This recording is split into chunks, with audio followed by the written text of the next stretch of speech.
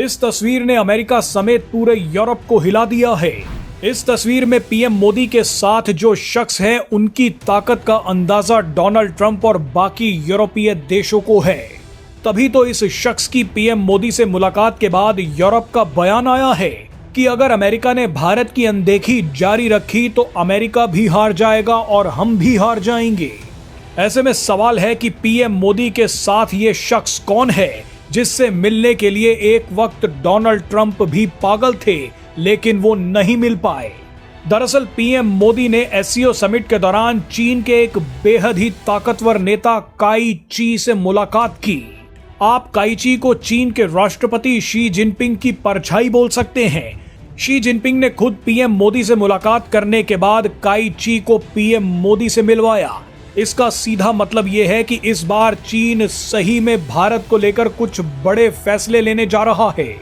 Xi Jinping PM Modi से सिर्फ औपचारिक मीटिंग नहीं करना चाहते थे, वो अब शायद भारत के साथ मिलकर कुछ बड़ी तैयारी में लग गए हैं।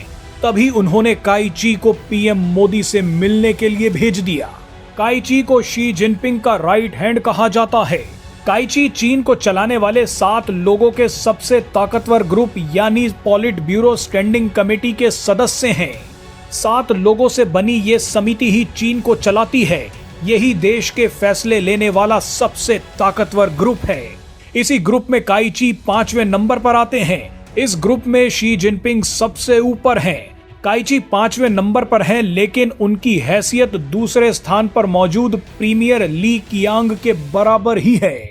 बताया जाता है कि काई ची चीन द्वारा दुनिया में चलाए जाने वाले प्रोपोगेंडा विंग के कर्ता धर्ता हैं। चीन दुनिया भर के देशों के खिलाफ जो नैरेटिव वॉर चलाता है, उसे काई ची ही देखते हैं।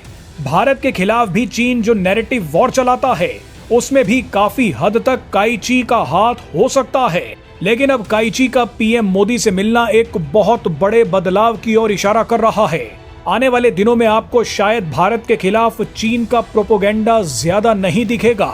चीनी मीडिया में भी अचानक पीएम मोदी और भारत की तारीफें होने लगी हैं। इसके लिए काई ची ही जिम्मेदार हो सकते हैं। आप काई ची की ताकत का अंदाजा इसी बात से लगा सकते हैं कि स्टैंडिंग कमेटी के सदस्य कभी भी शी जिनपिंग के साथ विदेशी यात्राओं पर नहीं जाते, मगर काई ची वो पहले शख्स हैं जिन्हें जिनपिंग अपने साथ विदेश लेकर गए।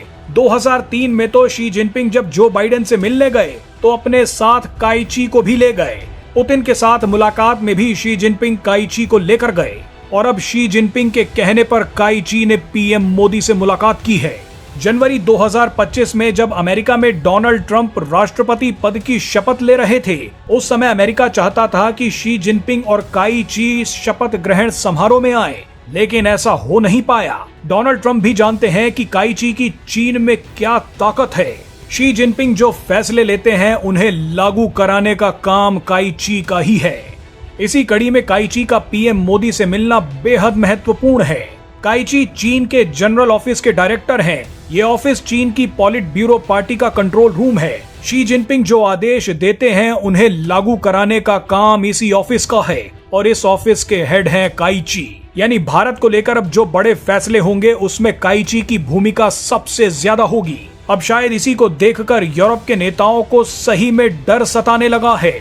उन्हें लगने लगा है कि भारत अब सही में उनके हाथ से निकल रहा है। इसीलिए यूरोप का मानना है कि अमेरिका को तुरंत गुंडागर्दी बंद कर देनी चाहिए और भारत के साथ अपने रिश्तों को दोबारा पटरी पर लाना चाहिए। तभी तो फिनलैंड के राष्ट्रपति अलेक्जेंडर स्टब ने भारत को लेकर एक बहुत बड़ा बयान दिया है।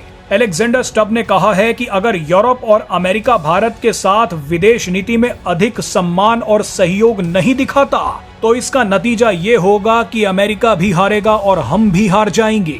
अलेक्जेंडर स्टब ने आगे कहा कि जिस तरह से चीन में एससीओ की बैठक हुई है, उसे देखकर लगता है कि अब पश्चिमी देशों की जिंदगी दांव पर लगी है। And my message, not only to my European colleagues, but especially to the United States, is that if we don't drive a more cooperative or dignified foreign policy with especially the global south, the likes of India, we're going to lose this game. Zee News.